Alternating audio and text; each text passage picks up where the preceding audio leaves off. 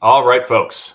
Welcome back to episode 17 of Meet the Critters. I don't know how I'm already at 17. I don't get it. So this is a pre-record. Carlyle came up today to help me castrate pigs. I know I've talked about him a bunch in here, and I've been pulling all the strings I can to get him up here. So we finally got him up.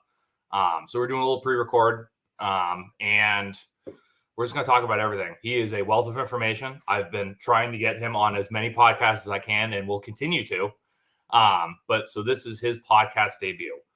So we are just going to shoot the shit and talk about some pigs. Yes, sir. Absolutely. So why don't you give us a little bit about yourself? Usually what I tell people is if you're at it's kind of like if you're at a wedding and you know you're going to be there for 4 hours and you're sitting with people and you enjoy their company. So you're giving them information, but it's not your life story. Sure. It's just whatever that's summed up into. Yeah. You know, I think we both watched Troy, you know. Did you ever ask him if you gave him his 5,000 foot? I didn't. I almost asked him about the 5,000 foot elevation. But yeah, just give us a little backstory. Where are you from? What's going on? And how we got to here. So, you know, I grew up in mostly Northwood, North Dakota. Dad was in the Air Force for 20 years. Shout out to veterans out there. He grew up in an agricultural community, being from Iowa and Kansas and the Midwest and things like that. So he grew up doing it. He tried to bring as much of it to us as he could, being in the Air Force. So we didn't really have a lot of exposure early in his career to doing it because he was playing the Air Force game and whatnot. But when we came back from Germany, when I was in second grade, we moved to Northwood, North Dakota, or Grand Forks, excuse me, which anywhere in North Dakota is just pretty much a tiny place. You know, it's funny listening to people talk about like what's a small town around here when you just don't even get it. You don't even understand. Right. The small, yeah. It's like, all right, we're talking two different wavelengths already. So when the small towns out there are literally the size of this state in between each other, like yeah, I mean, you got 300-400 people per town, and the next biggest town is not 30 miles away, but 80 miles away, right, or freaking 100 miles away. You know, living on the eastern seaboard, nothing's far away. No, nothing. You know, we were on that talk. Yeah, we just had that conversation nothing's about far away around here. No. But, you know, so we came back from Germany. We lived on base for a little while. And then finally, when we were getting into middle school, Dad was able to get us a little farmstead in Northwood. And that's when we started collecting animals again, or he was able to start collecting animals and exposing me and my siblings to it and stuff. And, you know, of course, as a kid, man, you hate that life, man. Oh. Like, at least it wasn't for me at the time. Right. You know, like I really rebelled against it. I was not a big fan of doing chores or listening to my parents, you know. Listen to your parents' kids. Listen to your parents' kids. Yeah, man, they know what they're talking about most of the time. But, you know, it gave me the exposure to the life that it planted the seed that maybe I don't need this right now, but maybe I need this later on down the road, you know, or, you know, just packed it away. And he would have a few breeding sows and a few boars, and we do the pig game, and he would butcher, and he gave me a lot of the, you know, the abattoir experience that we had as a young age, because he'd bring home his own animals from deer hunting and fishing and stuff. So, you know, have a lot of exposure to doing these organic roots things, you know, that people do. Well, I've talked about that too, and it's so important for kids. Like to be in this lifestyle, and I've said it on here a bunch. I'll say it again, and it'll probably get repeated a whole bunch of times. But like my kids, obviously they're growing up in it. When they get to an age where it's time for them to get a job, I'm not going to send them out to go get a job. There's a job sitting right there. They're going to learn the skills. They're going to learn the trade. And I always say, if they don't want to do it once they're 18 and they want to go to college or do something, guess what? They don't have to, but they know how to do it. And it's like, I make the point where it's like, all right, you're a freshman in college and you still need money. You just go work at a coffee shop or a gas station or something making shit money, where it's like my girls can walk into any grocery store around their college and go, give me a cut test. I'll cut all of your cutters. And they'll make $25 an hour part-time working at a grocery store. It's like, listen, you don't need to do this for the rest of your life. Yeah. But it's good to know how to do this stuff. Yeah. 100%. You know, if you think about life as a video game, which I know is crazy for people to think about, but I mean, this is just one real life RPG game. Yeah. You know, So all you're doing is running around gathering little skill sets and little tits and bits of wisdom along the way. Life's a bunch of quests. Yeah, it really is. Like it really is. And I think one of the biggest fundamental things in that is struggling, obviously, and doing hard things and being uncomfortable. And so much of this lifestyle is very uncomfortable. 80% of it. Oh yeah. But it's nice because that whatever that little percent is, it makes it all so worth it that it's not challenging, or it's not even hardly uncomfortable anymore sometimes. Right. When you can weigh it all out, it's not difficult. It's just something that needs doing. Yeah, exactly. And you grow from it. But these things you don't develop as a young man. In this little prefrontal cortex part of our brain, they say don't develop until we're 24, 25 years old, maybe later in men. And it's not easy to figure out what you want to do in your life. So I got out of high school, joined the military, went overseas for a little while, came back, went to nursing school.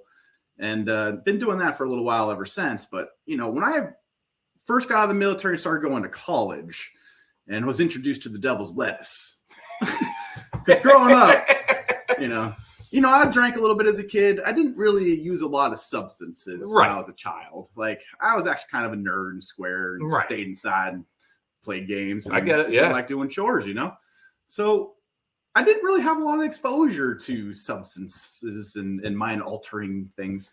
And, when I ran into that stuff later in life, I was glad that I did, because I was at a point in my life where I could have used that mirror in front of me at that time. Like, one of the smartest things anybody ever told me using marijuana was, sometimes you might battle some demons, go through some stuff. And I think that's a lot of that. Yeah, if you're being an asshole in some parts of your life, like, you use that mirror to look at yourself, and it makes you change your behavior a little bit, and I think it went a long way for me in that regard. And then also went a long way in me seeing what really probably matters in this world. And like my little brother right now, shout out Zane, getting married in a month. Can't wait to see you. He doesn't know what the hell he wants to do with his life. And he has a really hard time finding inspiration in his life right now. And he just doesn't know what the fuck he wants to do with himself. It's so tough to look at kids right now and be like, what are you going to do for the rest of your life? To look at anyone who's 17, 18 and go, what are your plans for the rest of your life? If you ask me what I'd be doing when I was 17, I was right along the same track you were. I was planning on going to the military. I had the paperwork. Like, I just didn't sign it. Yeah. And then fell into butchering. And it changed my fucking life. I just had this conversation with my nephew because he's 18 and he is awesome. Like, he plays football, baseball, basketball. He plays all the sports, but he doesn't want to go to school and play more sports. And he has no idea what he wants to do.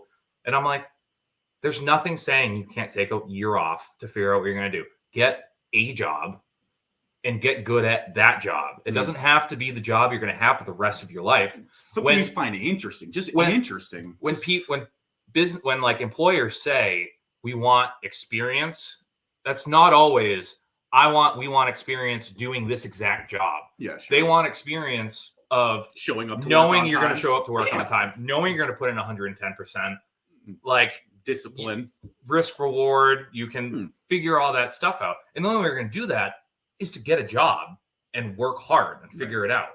So I agree 100%. It's one of those things where later in life, a lot of these things open up. Yeah, oh yeah, man. Having that third eye wake up on you as a middle-aged man is lovely. And I felt even appreciative to find it even when I did. I mean, I was only 23 or 24. Like, I was still a baby when I really let that seed really develop after those moments of being reflective of, I don't want to go to a job every day that I just really just despise. Like, I don't identify with one thing. I want to identify with a lot of different things, I don't want to just be a nurse or a soldier or a farmer or a poet or something. I want to be all of those things. And how do you just make money in doing all of those things? You really can't, So no. My biggest thing in life is how comfortable do you think that you need to be to survive? And that one metric alone can just gauge everything almost about you. Oh, yeah. Because quite honestly, if you need to be comfortable and you need to have this lifestyle and make this amount of money to have this and that, and it becomes that for you. And that's what it is. And dude, food, water, and shelter. That's it. Are the 3 basic needs to your life, your organism, and everything else is freaking a luxury, regardless of what people say. Everything else is a luxury. Now you can have a nicer house and you can eat nicer food, and you can have a nice quality water that comes from maybe a nice mountain spring, but maybe you weren't blessed with that. Maybe you were born in freaking Detroit or something, and whatever. Some other country that doesn't even have a luxury component to take into consideration, comfortability. I mean, some people literally still wake up every day just looking for food, water, and shelter. Right. It's all so relative. Like, we are very, very comfortable in our lifestyle and our existences right now. And when they talk about, not to get political for a second, I know you just became a political man, but you vote with your dollar. Oh, for more sure. than your goddamn vote. And that's what people don't understand. Like, dude, I don't care if you're red, white, or blue. Like, I'm looking at what beer you're buying, what shirt you're wearing, what freaking shoes you're wearing. Like, that's the shit that matters. Like, dude, we can sit here and talk about bullshit systems all day. But, man, we're not going to get anywhere if we don't start doing the little things right. The devil is in the details. And so much of, our government is literally capitalism, which means you vote with dollar bills. Exactly. You vote with dollar bills. It's literally the whole point. I don't think that's like really a new concept for anybody all of a sudden. No, it's definitely not. Yeah, for sure. However, we don't need to live so lavishly. We are very blessed living in a first world country that we have a lifestyle that's very bought and paid for. Right. And that's, we get a lot of greatness for that, like everything in life is a bell curve, and you're always going to have outliers everywhere. And we got lucky, lucky. Hopefully we can keep being lucky. But, exactly. I didn't want to have a real job in the sense that, like, I don't want to go be this or that. Like, I wanted to go into my own environment and develop that habitat, like develop that lifestyle. Like, I didn't see the point in going to buy groceries when you can just make groceries, right? And I took a long hiatus from hunting and fishing, and it really wasn't until we bought the house that I really started getting back into that stuff again through our neighbors and getting pushed. And, my buddy went in a moose lottery one time. That was just, dude, it really, all these culminating events really led me to just want to be just providing for myself, dude. And I can't fix a car to save my life. Yeah. Like, I can't do this, but dude, these are things that I try to knock off the. Well, and that's the biggest thing that other people don't see when they get into something like this is the community you build getting into this life is astronomical. Like, we're getting you on the Telegram, so we're going to introduce you to the world a little bit more, at least to the group I'm in. But it's even more localized. It's whether you're bartering, whether just somebody becomes a customer and then a friend, and all of a sudden they have all the techniques that you need to get stuff done, like whether it's contracting, a mechanic, right, like HVAC, whatever. You have now the ability to expand what you're doing with something you're already doing. Like, if you're raising livestock, or you're, in my case, butchering or whatever, you have the ability to not just make money off of that, you have the ability to use that commodity as currency, which, again, none of that is a very old concept. It's been around forever. I will say, though, it takes a while for that value to present itself. Like, you don't often see that hard work as value in a traditional sense, or, well, I guess this would be a traditional sense, but not in the modern sense. Right. So much of modern currency is go fucking to this job and hate your life. Exactly. It's not, I'm going to go barter and do a trade service. Exactly. And push my little piece further down the road. Exactly. So, all right. So, went to nursing school. How did Armstrong Acres start? Yeah, so, I met my now girlfriend, fiance, Courtney, about the same time that I was finishing up nursing school. And we looked for a house for a long time here. Like, we bought the house in 2018, or the farm, I should say. But the farm in 2018, we looked since about 2015. And up here in the Northeast, like, it's really hard. It's funny because we were just talking about this before we got on the show. We both bought our houses in the summer of 18. And we looked for this place for a year. Right. And we so many similarities. Like, we both want to do ag. We both got 14 acres. Like, we both live literally 30 minutes on the road from each other, 20 minutes by a crow, and it probably takes us an hour to drive to each other. Right. But like we're literally each other's backyards. But it's also so drastically different. Oh yeah, your property taxes are twice as much as mine. Right. Your value of your house or the price of your outstanding house was quite a bit less than mine. Right. But again, our property taxes, and again, where's the property tax going to? Mm-hmm. Which you are now interested getting into stuff. Exactly. But because of that property tax, though, we tried to stay in Alton. Right. Brandon, my daughter was living in Alton, but we tried to stay in Alton for the property tax, and we got the house. Luckily, like it was 14 acres. It was very raw. Like we didn't have any open land at all. Like I don't know. We had a little bit of the back acres, maybe a couple acres or two, but man, there was nothing there that we could use. And I knew that I wanted to start raising animals and raising my food. And I had no garden space. Nothing could be gardened. Nothing. So I couldn't jump into that boat, So it's like, man, what the heck could use this environment and make money, be profitable, start to chip away at the bills, And it was pigs. I think pigs were the obvious choice. Exactly. It came on really quickly, Like I was like, dang, I think I just want to raise pigs. And I started watching Anthony Bourdain about that time a lot. Like I started getting into travel and really like my greatest joys in life, going back to the three things that you need: food, water, and shelter. If you can find joy in that food part and that shelter part, man, you're going to live a great life. Right. So I started, trying to expand my horizons on food and cooking. I've always loved cooking. My parents were both great cooks. And I was like, man, well, what kind of pig would I want to raise? And this Anthony Bourdain episode came on with Sean Brock, and they were in South Carolina. And he was talking to Sean about this Ossabaw pig. And that's where freaking Ossabaw just bit me right in the ass. I was like, man, I've never heard of this breed of pig before. Like I was in 4-H as a kid. Like I was used to like looking for breeds of things. And I was like, man, I've never heard of this little critter, Right.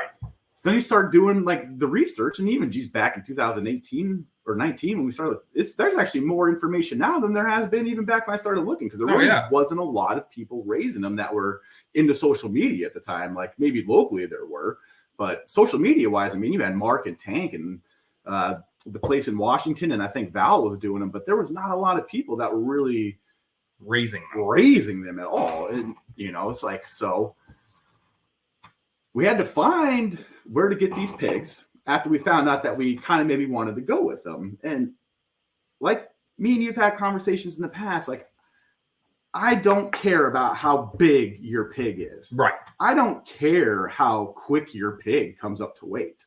Like I like free meat. Like I like meat that goes and makes itself. Right. And when you talk about a food model of raising an animal, you can bring a commercial model to the table all day, but that commercial model requires a lot of inputs. Right. And I know that the price per food per ton right now is just not friendly to anybody.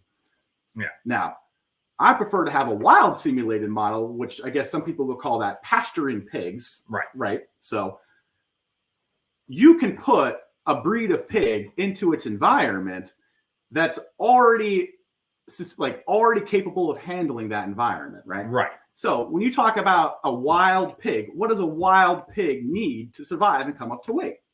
Like it needs space. It needs space to do its job, to go eat, to go forage, to go do things. But their metabolisms are already inherently set up and designed to use whatever they can find to turn that into mass at no cost to you. Right. No cost to you. That they just do this. It's no different than a deer, right? So again, the model comes down to is, well, how much acreage per pig do you need to have to let this model be appropriate, safe, ethical for the animals, right? Because you've got to think about the ethicability of the animals. Like these animals, no surprise when they're on their home island of Ossabaw, which we could talk about a little bit of the history of the Ossabaw Island, because you can't talk about the Ossabaw pig without understanding where the Ossabaw comes from.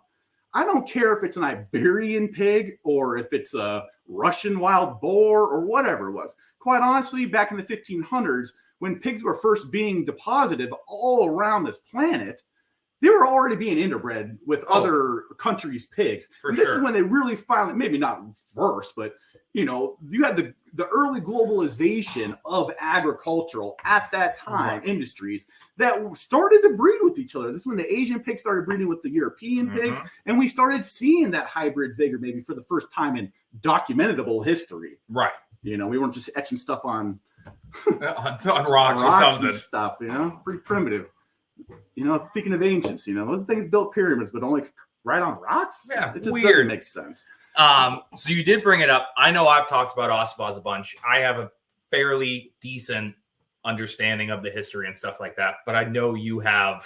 Sure. So a lot of the Ossibah believers, or not believers, but a lot of the propaganda around the early Ossibah deposits in North America were from Spanish explorers. They are Spanish pigs that were brought over from the Canary Islands and deposited all throughout the mainland. I mean, I think that you have like other versions of this happening in places too. I mean, I think American guinea hogs, Choctaws, American mulefoots, like all these pigs are just European animals dropped off on islands or the mainland, and they just bred with each other and they were localized. Exactly.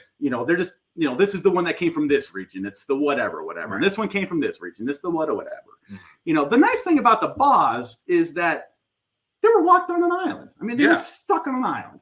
And another little dirty secret about the Ossibas is they also brought over commercial animals in the 60s and the 70s because they wanted to make the small pigs on the island bigger.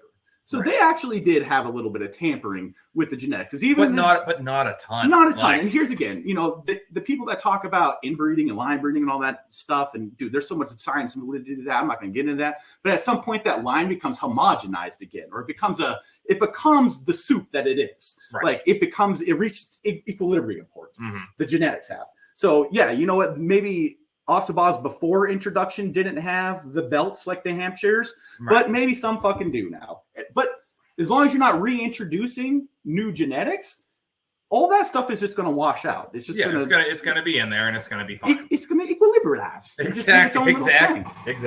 The whole country. I mean, the island itself serves as a model of this country in itself. I mean, we're all immigrants here in the first place. We all set up a culture in this little area or another area, but you can't stop things from coming in. I mean, things come in, you get influences from there, and the best things get influence.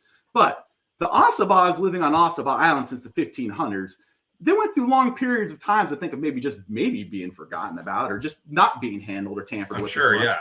But they've developed very unique characteristics. Like their survivability level, is 10 out of 10. They have the highest constitution outside of a wild pig. Their immune system is fantastic. Yeah, dude, they battle the elements every single day in a very unhospitable environment. I mean, the biggest adaptation that I just love on them guys is their ability to tolerate super salty water, hypersalinic water. Right. Like, because they live on a coastal island, it's constantly a battle for fresh water when that thing's getting flooded all the time.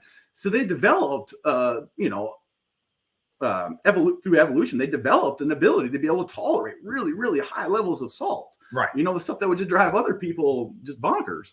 Yeah. And I think that's very fascinating. Oh, it's super cool. Yeah, man. And that's over a short period of time.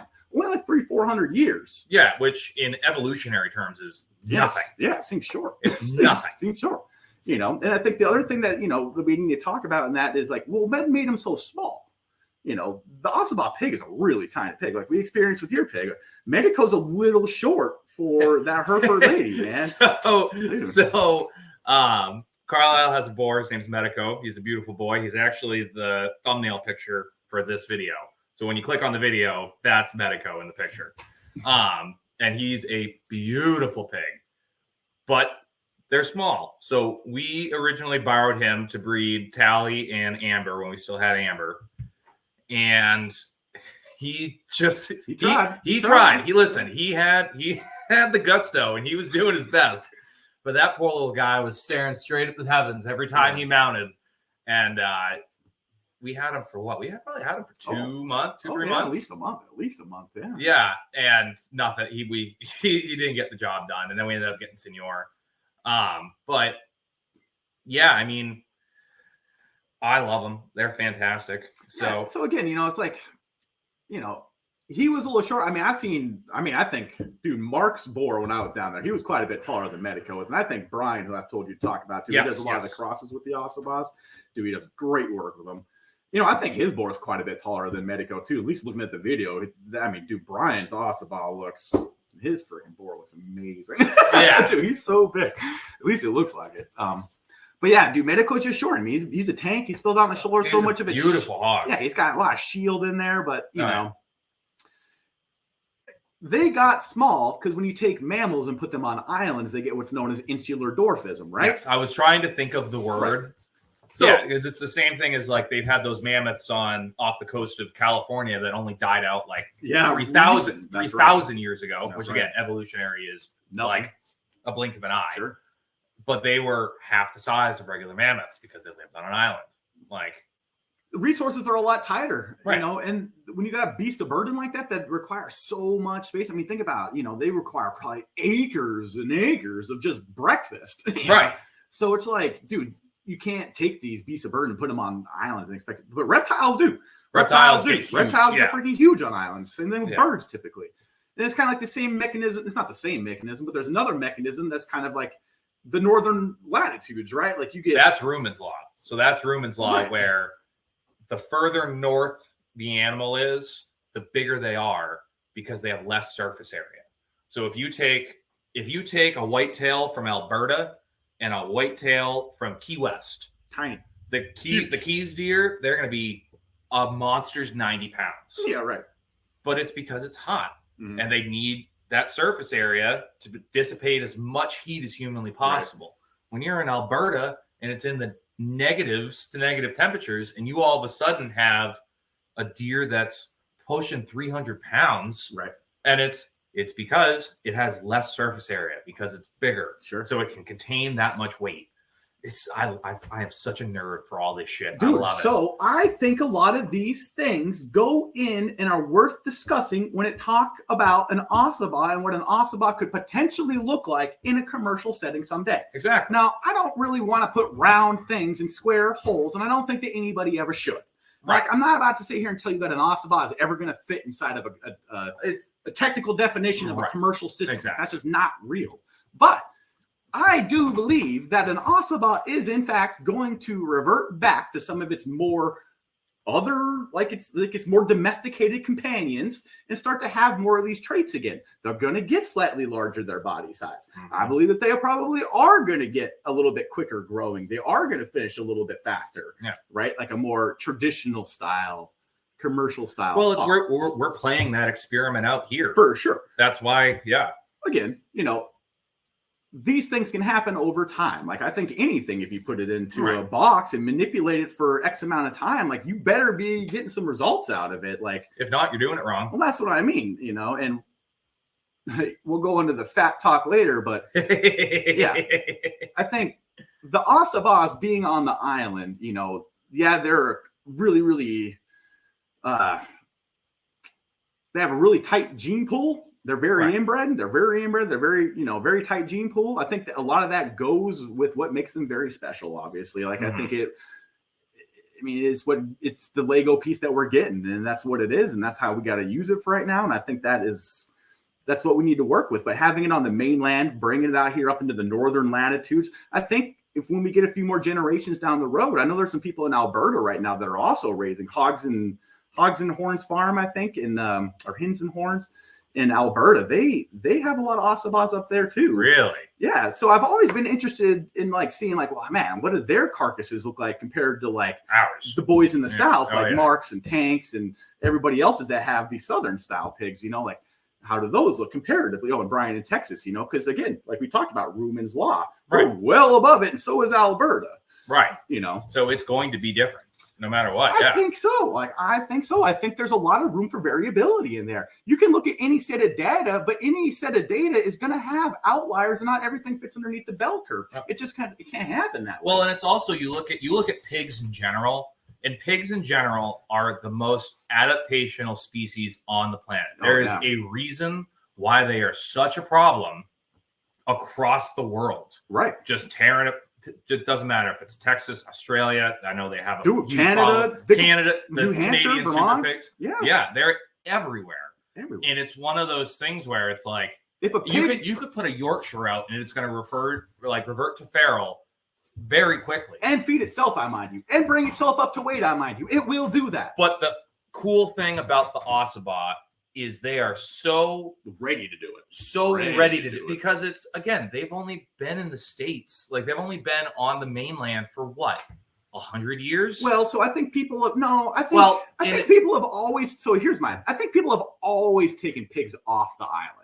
Right. I just don't think that they've ever really tried to do it like in a organized manner. Typically, I know the Mark, man, dude, my man Mark, he knows a lot about it. But the University of Georgia has done studies for. Well, yeah, and they've captured them, and I think it's in the department of the whole island's in the hands of the Georgia Department of Natural Resources now, I think, and they don't allow you to take. Yeah, I was going to say they're not pulling. Yeah, you're not allowed to take any more pigs off the island. You're also not allowed to deposit pigs, but they're also trying to eradicate them too. Yeah. Right. So. Again, they're all feral. They're not meant to be here in the first place. There's a lot of validity for those arguments. I mean, I think it's hard to say that we need to save the thing. Well, it's the Hawaii argument. It's the people. It's the New Zealand. It's the people that are living in Hawaii now who aren't Hawaiian. They go, we need to get these pigs out of here because they're feral. Yeah, sure. And the native Hawaiians are like, we brought the pigs here. Mm-hmm. So are we not supposed to be here? Sure. Like, it's one of those situations where it's like, and that's not even for us to discuss. It's not. Yeah, it's not. Dude, we cannot answer for the sins of people that came way before us. We got to just move forward. Mitigate. Yeah, mitigate it, manage it. Dude, if they're messing with sea turtles, let's just try to mitigate it. Like, we don't got to erase anything. We just need to be mindfully aware that these things are happening and take mindful steps to mitigate these problems. It doesn't need to be this so black and white permanent. Right. I will take a stance. Fuck paper straws. I'm looking right at the camera when I say it. Fuck paper straws. I'd rather every turtle die. Well, I said it. There we go. Paper straws that come in plastic wrappers can fuck off. I'll tell you that right now. Oh, my God. I'll take a paper straw and a paper wrapper, but you give me a paper straw and a plastic wrapper. That's some bullshit. All right. So when did you get your first Ossibos? So me and my battle buddy at the time, I think it was a winter of 2019 around my birthday in March. Me and my best friend Anthony, we took the trip down to Georgia. I was looking at two guys, Tank and Mark, man. They had great Ossibos. They had a media presence, so it made finding them really easy. Nice. That's always pleasant, internet age and stuff these days. Yeah, I think so. Just to hop back for a second, I think now in the past probably 15 years or so, now there are Ossibah hogs. They are marketed as Ossibah hogs. Oh, I think since the 60s. Since the 60s, as you said, people were always pulling, but since the 60s, now it's these are the breed, and we're trying to keep this breed or we're trying to cross it with stuff. Like, people are marketing them now. Yeah, and you could even maybe be a little more generous with that, maybe. Yeah. Because again, I don't live in Georgia. I don't live anywhere near this island was, so I can't say what the culture around them was like down there. Like, I'm an outsider looking in, you know. Some people call us carpetbaggers. Right, exactly. But no, I'm not exploiting them. I love these freaking little animals. I love these little animals so much. In fact, I bet my farm on what we can do with them. We can do with them. I think we're already seeing them. Another thing that, when I was driving down to Mark's house to go pick them up in Georgia, his farm there, Anthropology, I already knew that they were working in medical research with Ossibahs exclusively, and for their diabetic, metabolistic, cardiac predispositions to all that jazz. Right. And, that really I was like, dude, these pigs are the freaking pigs, dude. Right. I had many conversations with Mark about, what he thought was awesome about these pigs and why he really liked them, was he didn't really hybridize them. That was his big stance. Right. He kept them. He wanted to keep a purebred line of Ossibahs, and he had the largest herd at the time. And, dude, it just made sense to me that, man, if you want to have something make its own food or go look for its own food to the nth degree. All you need to be is a land manager, not even a farm man. You're not even an animal manager. It's no different than having a deer plot. Right. If you want to put a food plot out for your deer, you're a land manager now. Right. You're managing the land, not the deer. So you want the habitat. You're promoting the fauna in the habitat. Exactly. So you're planning habitat to promote the fauna that you want. Right. Boom. That's what I wanted. I wanted these pigs. I wanted that fauna, this environment. And I wasn't going to stop at nothing to go get them. I don't care if I had to drive to freaking Georgia to go get them. And damn you did. If it did it. So me and Anthony drove down to Mark's house. We brought home 9 Ossabaw and a couple manga Ossabaws. Senor was one of them. Senor. So Carlyle brought Senor, my boar, who we unfortunately just had to put down, but it is what it is. But he is the one who originally brought him from Georgia. So, well, dude, so I kind of was turned on to the Mangalitas at this time. Yeah. So we'll get into that now. So we, well, you know, like I just knew that I didn't want any old breed of pig, man. Right. Again, when we had this conversation in the truck, man. If everybody's raising pigs in your area, like you need to set yourself apart. Right. And like, yeah, people use these different terms of like lard pig or commercial pig or heritage breed pig. At the end of the day, most of those are pretty easy to find. Right. I mean, I could go on the internet and just find these pigs, and I could do it right now. They're affordable. Oh, yeah. Like super convenient to find. One thing I knew being in 4-H, I guess, or at least I didn't even knowing this, it just always was very relevant to me that if you're going to raise a goose, don't raise any old goose. Find you a goose that lays golden eggs and sell those golden geese. Right. Like find yourself that sits a little bit outside the bell curve, maybe. Even if it comes with a bit of negative slander. Ossabaws are mean. Ossabaws are unruly mothers. Ossabaws are super tiny. They are super tiny. They are super tiny. They are super tiny. They can be dicks, but dude, you as an animal person are training and conditioning that animal. And if you want a bad, ill-tempered animal, like that's a reflection of you. Oh, yeah. Like, and I'm not saying that 100% across the board because some animals are just dicks. Yeah. But man, it's not always like that. Like, I mean, whoever's watching this can go back into the archives of this channel and go watch me put Senor on his side from ear rubs. Just scratch it behind the ear. This 400-pound boar that looked like he was going to murder your entire family goes down like down like a baby. It goes down. So it's all about who raised. I mean, it's the same argument with anything. Dogs, anything. Yes. It's the same argument. It's you. You are the pack leader. You are conditioning everything around you. Exactly. No, there's no ifs, ands, or buts about it. There's no, this bull's got me today or this pig's got me today. It's like you are the boss. Right. It's not negotiable. Like you are a benevolent boss. But you're a boss nonetheless. And you have to be because these animals can fucking kill you. Big time, man. Very easily. Dude, Jesus Christ. That's an Ossabaw Mangalitsa tooth, like tusk. So this is the cutter. That would slice you open so fast and you bleed out with nothing. Oh, yeah. Like, even if they weren't meaning to. Like, how many people do you know? I've known a handful of people I've got one. You've got one. Just like they're trying to love you and they just get too close and sink. Oh, yeah. It's just a swipe. I mean, it takes nothing. It's just a brief glance. Just a glance. It's not even, he wasn't even trying. But, dude, I didn't care how much negativity was around them. I knew that they were special just in their rarity. Right. I knew that they were special just in their rarity.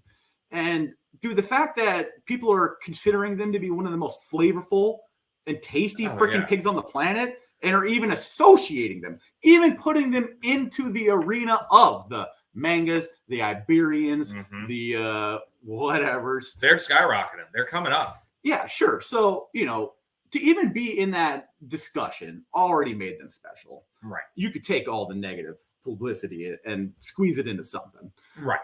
So we went down, had a great time with Mark, brought him back. We started really slow. We had him in probably just about a half-acre pen for that first spring, and it was meant to be a chicken coop, and it was a chicken coop. It still is a chicken coop, but we had a 360 perimeter. Now, Joe Salatin, it wasn't even just Joe. I think my dad used to give me some pig books back in the day, and they talk about the wagon wheel paradigm, the wagon wheel. Yes. One thing being in the military I love is a perimeter inside of a perimeter inside of a perimeter. So that wagon wheel style of system, for fencing and all that stuff, like doing these other little nuances and devil's in the details. But dude, so much debate and discussion and thinking goes into I want to have this animal and this color or this thing, but not a lot of discussion goes in like, man, how do I put this corner post in on my fencing situation? Exactly. And how do I run my electric fence in any sort of capacity that's going to be useful in the future? Your infrastructure directly, if you don't have good infrastructure, you're going to hate your life. You're going to hate your life. Hate your life. The majority of people that sit there and go, farming is too hard, and I hate it, and I'm always stressed, and I'm always freaking out. Granted, I am always stressed, and I am always freaking out half the time. Yeah, you're a worry wart. Yeah, I'm a worry wart. Yeah, it's awful. But I don't worry about my enclosures. Right. I don't worry about my chores. I've got all of my stuff built and set up to a point where my chores take 20 minutes, maybe. Yeah. Maybe. And I don't have to worry. Like, you get peace of mind. Nobody's going anywhere. Nobody's going anywhere. You know? Nobody's breaking out. If they do break out, more than likely they're breaking into another pen. Yeah. Like, we have like the early stages of the wagon wheel setup. Right. Yeah, when they break out, they just break further in, which is a beautiful thing to have. And it's important. It's very important. Like, you need to have peace of mind. Like we talked about earlier, these pigs go feral in a blink of an eye. Yeah. Like, and up here, like we live in city, man, you can't throw a rock without hitting your neighbor's house around these parts. Like, the last thing you want is like your pig showing up in your neighbor's yard, ruining their prize zinnias or some shit, you know? Right. Like, and they're friendly with you. Yeah. They might not be friendly with your neighbor. Well, right. So, you know, peace of mind, food, water, and shelter. Again, those three things, you know, same thing with pigs. Their shelter is their fence. Their shelter is their electric fence. Like, you need to go walk that electric fence every single day to make sure that there's nothing grounded in and out, that it's up and working. Your perimeter fence is up, right? Mm-hmm. Your electrical box is even ticking, right? Yeah. So it's like every day you have a set of stuff you got to do. And, you know, again, back to the wild simulated thing, I am a minimalist at heart because I'm freaking lazy. I am lazy. I'm incredibly lazy. I have low ambition. You already know this. You may be worried. Good luck getting me motivated to do anything. Oh, well, I mean, so we first met in was 2020. Yeah, that's probably 2 years ago now. 2021? Yeah, at least. Jesus, yeah. Yeah, because pre-COVID, I know that. Was it? I think so. I don't remember COVID. It was either just starting. I think it hadn't started yet. I think it was just starting. Yeah. Because I was starting to get into pigs right before I decided to go full time, and I went full time right in the middle of COVID. Yeah. You were in the transition of that. And I saw your stuff. I was like, these things are freaking cool. I did my own research, trying to look into them. I really liked them. I thought they were super cool. I liked the possibilities that could go for it.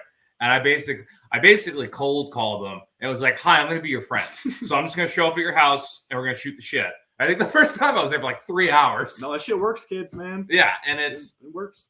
Yeah, and we just shot the shit for a while, and we talked about shit, and we've gotten to the point now where we chat weekly about what's going on with each other's pigs. Yeah. What are we doing?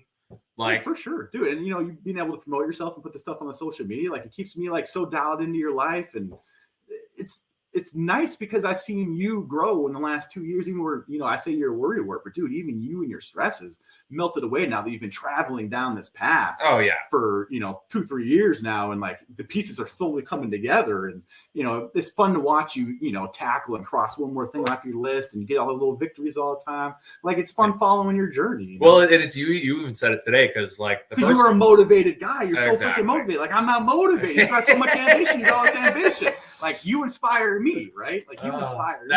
That's a combination of addictive personality and caffeine. Right. So, right.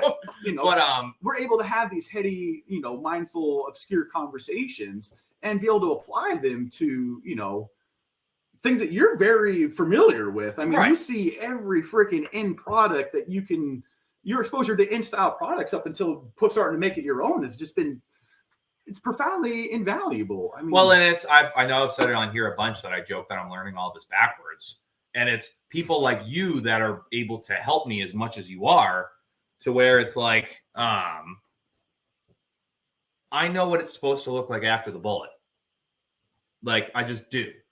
And now talking with you and like Laura from Carlyle Acres, talking with her about stuff and just figuring all of this out as I go along, which again, I've kind of dived in head first, but it's working out.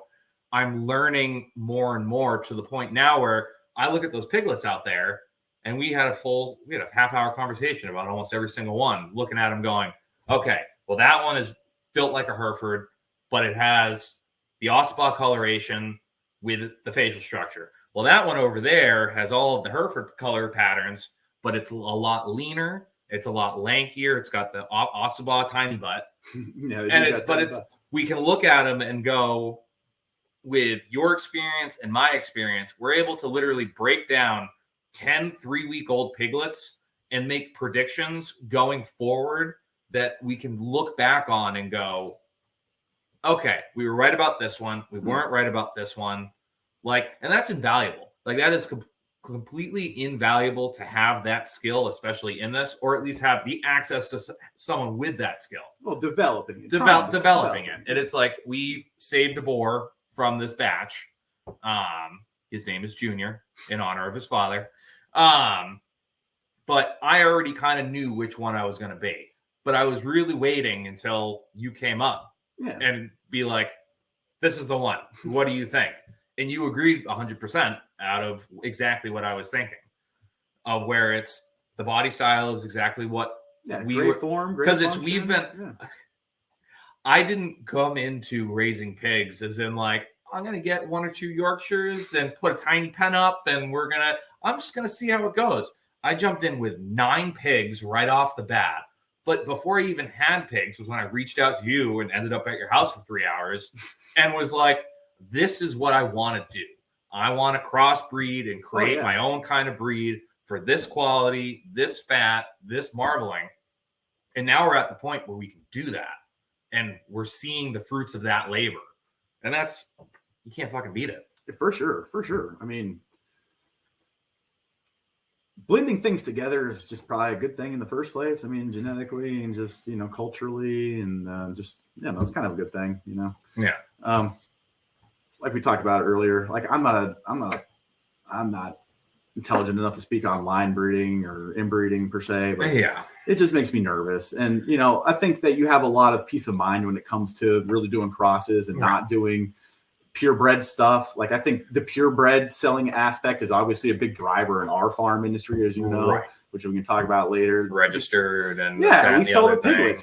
Selling the piglets. So that was another thing, bringing that back around again is we looked at Mark, our original buyer, because he did register the animals. Right. He did paper them. And I'm not saying that all registries are created equally, but at the end of the day, like, you got to put the effort in to try to maintain some sort of just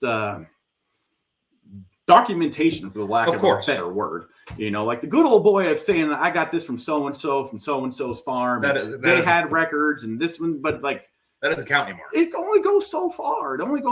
And when you want to really split the hairs about things, like, dude, you can take all the DNA tests and have all the great stories that you want about where these pigs came from. It's hard to document, or it's hard to put any sort of stock in that. And I'm not saying that the paper is that, because there's a lot of flaws in that as well. A lot of flaws. It's paperwork. So for obviously. For sure. Yeah, dude, for sure.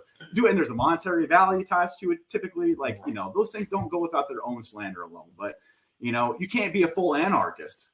Dude, like this, you can't have full anarchy in the government. Like, somebody's got to be making the effort. Just be mindful and support the team, I think. Exactly. And it's, because we've had that conversation to where it's like registering doesn't do anything. But it's, again, I'm doing a whole bunch of crossbreeds that I'm not going to register them because they're not registered pigs. They're and then whatever I've turned them into. That's right. I mean, and there probably are going to have better end results for your end, like your end. And it's one of those things where you look at any breeding program of anything, especially something that has litters of multiple animals. You look at dogs, you look at pigs, you look at anything that you're going into for a specific breeding style. Like, I was listening to somebody talk about hunting dogs, like talking about coon dogs and stuff like that, to where it's like, you can take a stud that wins every championship you can toss at it and breed it to a female that is at the same exact caliber. Maybe one of those dogs, maybe 8 of them are champions. Maybe none of them are champions. It's a luck of the draw. I lived it. I've lived for sure, dude. I'm living it at the moment where we look at, I'm super happy with how all the piglets look, but the one boar we kept was the one that showed all the attributes I was looking for. Form and function, and function. Like, the the frame that you're looking for. Right? Exactly. Like, you know that frame that you're looking for. So that's probably that form, you know what I mean? And then the function is their gait, you know, their stride. How are they walking? How do they carry the weight? Like, where are they carrying their weight? You know, like, it's the looking at the physiology of the muscle groups and seeing where they fall and seeing where they like. Because like you said, man, the proportions between a heritage style hog, and I'm going to say heritage style hog because I hate the fucking term lard pig because it's not even a real freaking thing.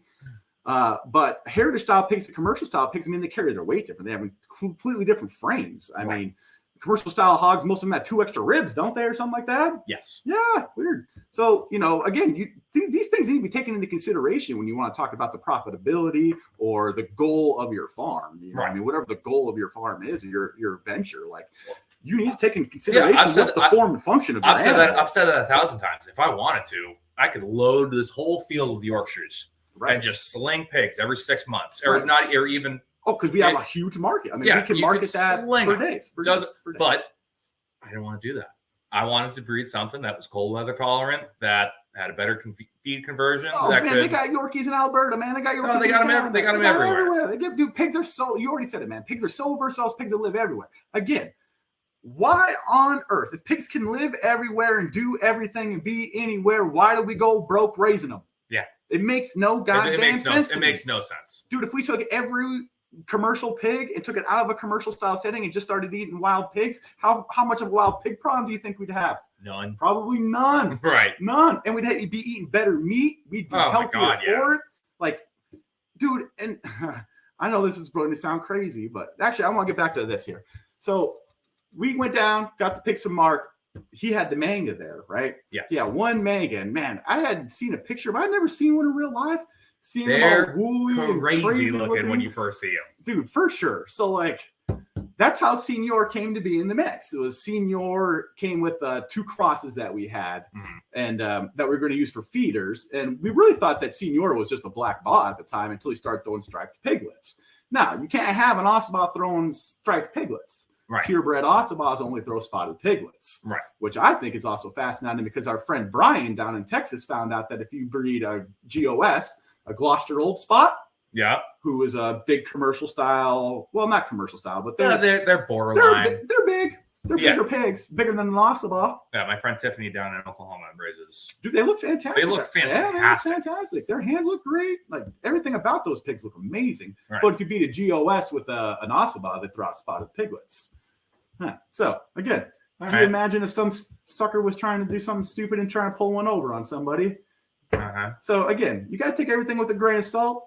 When you're going to buy your animals, the best thing you can do is talk to the person. I preach that. Talk to the person, on here. Look at their animals. Do your research. You know, make sure that their model of how they're raising their animals maybe lines up with how you want to raise your animals. Right. You know, and Mark was doing a good job of that. He had a lot of animals out on a lot of space, or excuse me, a lot of space for his animals. You know, it was a wild simulated setting, just like we're talking about. Like, dude, if a pig can go be feral and can bring itself up to its own body weight on its own, with a little bit of help, why not do it? You know, like, again, I live with the line of minimalism and efficiency. So I want my inputs to be as little as possible, and I want the most out of it. Like, I'm a typical American. I'm lazy. I want to do the least amount of work and get the most out of it, man. Come on. God bless America. I want to do the least amount of work and I want the most out of it. So I'm a minimalist mixed with efficiency. Like, I want to do my chores in a very efficient manner and do the least amount of them as possible. Right. And I want my pigs to kind of have that same lifestyle. Like, I want to have the least amount of inputs and get the most amount out of them. Right. So, you know, I'm not going to go buy a freaking minivan when I need a pickup truck. I'm not going to go buy a pickup truck when I need a minivan. I'm using a wild simulated setting with wild simulated hogs, and I don't care about consistency. Right. I don't care about if every single pig looks the same as the same pig. Like, as far as form and function go. Which you say that your carcasses are fucking amazing. I mean it in the terms of the runt of the litter, for instance, or this pig doesn't have the same size or grow out capacity as this pig. Do we eat animals when they're babies? Like, that is what we do. Like, we never even get to see what an animal can do because we only give it the opportunity to express itself for freaking 6 months. Right. Like, dude, you want to tell me how much genes influence stuff? How much would genes influence stuff if you gave them a longer window to express themselves? It's huge. Express themselves. Like, the entire industry, dude, Indians, Native Americans, ancient cultures used to believe you should take on the mana or the spirit of the animals that you would ingest, right? Right. You know, you needed strength or wisdom, like you would eat certain parts or, you know, healing capacities for different organ meats. Like you take on the essence of these animals. Dude, you talk about Americans and their comorbidities and our health problems right now. You talk about eating bad vegetables or glyphosate this or glyphosate that. Like, what about eating soft, young, baby animals that don't ever stress not one bone in their body to develop any sort of immunity to anything, and they're just weak, hollow animals. Exactly. You know, again, I think a lot of those finer details are being lost on a lot of agricultural practices, in the sense that we don't need to just apply universal thinking to everything. Like, maybe in a sense like a commercial style operation, but their profits and their goals are so tightly not controlled, but like they need them. Like everything is so split down to the pennies on the dollar. Like, well, they've gotten to the point now where like if it varies at all, the entire structure crumbles to the ground. I mean, we look at it in COVID. How many just truckloads of pigs were just getting buried? Propped up on toothpicks, man. The whole freaking system's propped up on toothpicks. And then you're going to sit there and you see it on the forums, man. Like, you know that I'd step away from Facebook and arguing with people because it's just like, man, how can you even think like this? Like, this is like, it's just so black and white, and there just doesn't leave a lot of opportunity for some other way of thinking. Or I'm looking at it wrong, and everybody is aware of that, and they just don't want to look at it through a different lens. Right. Because so much of it is looked at through, this is the system. And the system is the institute that we sacrifice ourselves to, like every other one. The education system, the tax system, the government system, the medical system, the pharmacy system. I think definitely, though, in agriculture, there is so much infighting, and there shouldn't be. I just can't believe the conflict, I guess. Yeah. Because, dude, a lot of my philosophies really come from blending a lot of other philosophies into this one philosophy. Dude, the philosophy of raising pigs and the ethics of raising any sort of livestock can be drawn upon sources from outside influences. And I'm going to be really specific with you when I tell you that pigs are the most used freaking animal in medical research outside of freaking, like rats, mice. Like, dude, they're the closest to us. They are the closest to us by a lot. And not only that, I mean, do we use their parts in us? Yeah. We use their metabolisms for our own medication researches. I mean, or production in the case of, God, I wish I could remember the scientists' names that doing coronavirus. Oh, man, but it was fun talking to that guy, too, because he's been studying osobas in his medical facility for about 20 years now, studying the capacity of the osoba and how it relates to insulin and comorbidities in diabetes and cardiac disease. And because, as you know, the osoba pigs go into a pre-diabetic state when times of feast, right? Like, so their body stops producing insulin so they can just put on all this freaking fat and survive until the next time and ain't got no freaking food. Right. So, well, then that's, for people who don't know, that's what happens when you're on an island. Like, or I mean, in general, but especially on an island where you have an isolated group, you have a certain amount of food. Say it's 3 or 4 years of really, really good conditions where those pigs are eating everything. They're breeding like crazy. They're living high on the hog. So now all of a sudden you have a massive overpopulation. Fucking extinction hits. Exactly. Who's surviving? Exactly. And that could literally be the ones that went the longest without eating. Yeah. And that could literally just be started with, all of a sudden we got a summer with no rain and nothing grew. Bad hurricane on the island. Island flooded. Exactly. So now the feed conversion on these things are out of this world. Like, no, again, though, here's where we're going to differentiate, because I'm an anti-obesitist. Right. I don't believe that there are such things as large pigs, just bad programs, kids. All right? You can take a pink pig and you put a 6-inch fat cap on it if you feed it freaking Krispy Kremes. I'm telling you this right now. You can take I was waiting. Dude, you can take a fat pig and you can freaking make it skinny, man. Like, I don't understand why people be hating on these large pigs. Like, it doesn't make any goddamn sense. Like, you're not like, you don't have to be a fat person, my friend. I don't have to be a fat person. Right. It doesn't matter how much our genetics want to predispose us to the obesity. It's just not something that needs to be expressed in your phenotype with a little bit of mindfulness. Right. No, a pig can't be mindful of its body conditioning, but you as the farmer most certainly can be very mindful of that pig's body conditioning and give it a better balanced diet. For instance, one a little bit lower in carbohydrates, maybe a little bit higher in protein than what maybe a commercial style livestock pig would be given in the commercial style setting. Because again, so much of the lens is looked at through a commercial style setting. Right. Everything about agriculture is filtered down to commercial style settings. Mm-hmm. Commercial style settings, profitability. Well, that's the line, and they've done a lot of stuff to make it the line and screw a bunch of the little guys where it's like that's one line of rhetoric that you can subscribe to. No doubt about it. Right. No doubt about it. Dude, I'm telling you right now that you can be lazy. You can have low inputs. You can raise tiny pigs. You can raise fat pigs, and you can make a freaking killing doing it. And people are going to enjoy the freaking product like they've never seen before.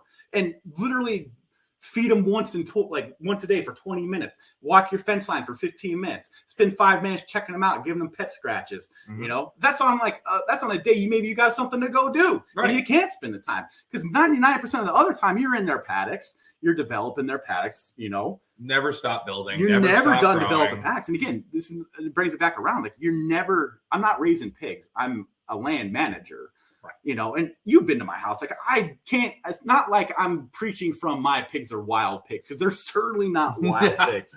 Like I am trying to get to that. Like that is my goal. Right. Like my goal is to have a sustainable pack of pigs where I don't have to feed them silver bullet. The silver bullet being the grain silo that we get everything delivered in. I don't want to have to give them commercial grains. Right. I mean, I understand that I might have to in the wintertime, right? But that's where it's like you're developing your property. You're seeding what you need to do. You're planting trees. You're holding on to stuff in the good season to divvy out in the bad season, right? Exactly. So this puts us into a good spot. In the words of Troy McClure, what's your 5,000-foot elevation? What is Armstrong Acres?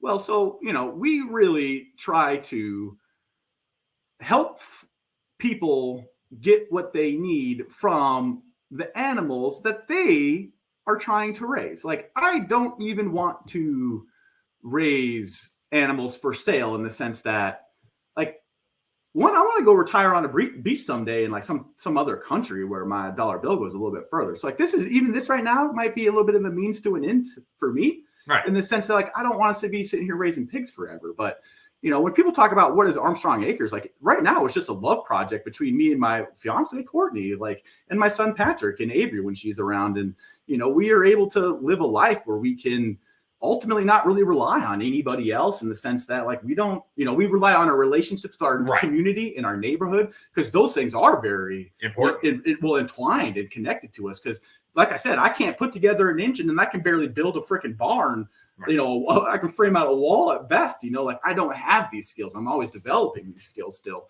you know, so like you, like, you know, you have a much sharper bone cutting butchery skill set than I do. And it's been a blessing coming up to watch you and you have your education put out on the internet, you know, and you do it so eloquently and stop it. No, do it. Stop it. Do it, you know, and it's transparent. And like, you know what the people are looking for because you've been on the other side of that looking for material or looking for stuff. And you can see like, man, like I like this material, but like it could be given to me in a little bit different manner that maybe, or somebody else that maybe could get a little bit more out of it, you know? Right. But you know, we lean on the Ossabaws. We really like selling piglets, like piglets. Yeah, you have a really big piglet market. And that's awesome. That's great. Well, I think it only becomes from we found rare or critically endangered breeds of pigs that are not easily to find that have very special qualities. Like, dude, these pigs, like even the Mangalitzes themselves are renowned for their own special things. Like, no, they're not much bigger than the Oss. They are bigger. They are bigger, but not a ton. I mean, they're just not the size of that Hereford out there, and they're not going to get there anytime soon. Dude, but again, like, I don't care how long you take to get to be your size. Like, I can wait 2 years. Like, it doesn't really bother me. When if you cycle it in the right way. Dude, when you cost 10 cents a day to raise, like, you can have all the pigs you want. Like, dude, like, again, it's your cost per pig. When a pig is costing you $5 a day to raise, you can't have that many pigs. Right. When a pig costs you 10 cents a day to raise, maybe you can have all the freaking pigs you want. Right. And when when you're already talking about a year to 2 year for a grow out, who cares if that runt is 60 pounds lighter than the big boy in the group when you're still sitting on it for 6 months, 8 months, 9 months, a year, 2 years. Right. Like, so you eat the big boy at 1 year and you got one. You got one coming around the rear. Exactly. Coming around. So there's another avenue. So, I love Troy and Troy's podcast, the Pasture Pig podcast. I mean, that was, dude, Troy, I can't tell you how influential you were in my early days of getting into pigs. Because, dude, he was another guy that he put out content. He put out stuff that was very direct. And he was interviewing farmers. The farmers got to tell you, like, how were they making money? Right. What was successful for them? What wasn't successful for them? What did their models look like? So, I got I've gotten more from my dad than anybody. And I still probably use 75-80% of everything that man's ever taught me is mine now. Oh, yeah. It's been adding other little pieces, but it was cool because it was like a shotgun blast of exposure. Like me and you could never walk around or go to all the farms that Troy was talking to. Like we could go look at all the pig farms in our area, but we run out of pig farms after about a few farms. Right. And who's going to sit there and tell you all their secrets? Exactly. Well, that's why I love this. It is sometimes it's such a pain in the ass trying to figure out either whether it's the podcast or spending hours editing video or doing this, that, and the other. But like you nailed it.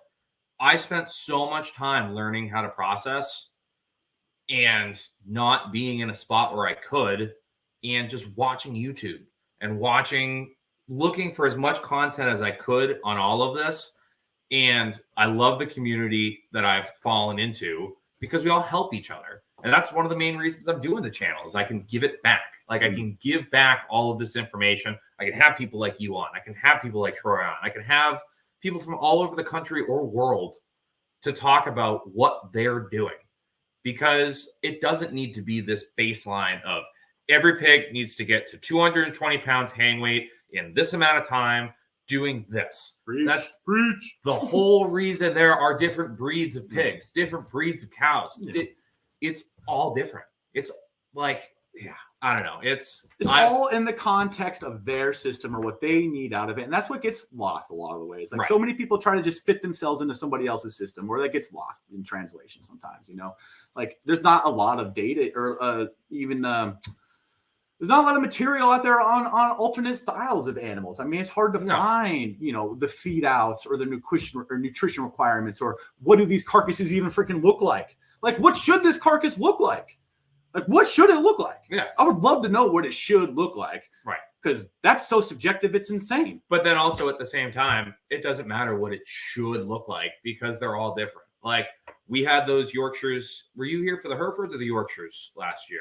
We did the Yorkies. No, we did the Herefords. Yeah, because we wanted to special. Yeah. So you saw the crosscuts on those Herefords coming off the shoulder. But then I sent you pictures of the crosscuts of the Yorkies I did. Yorkshires for people who are what are they talking about cutting up small dogs? No, Yorkshires. We like our big pink production pigs. I've cut up thousands at this point. Well, those could be land races, Polish wild. Exactly, but it's the majority of the time it's what you get in a grocery store. If you're getting pork in a grocery store, there is a very, very, very, very, very high % chance it's a Yorkshire, because that's just what it is. It's production pig.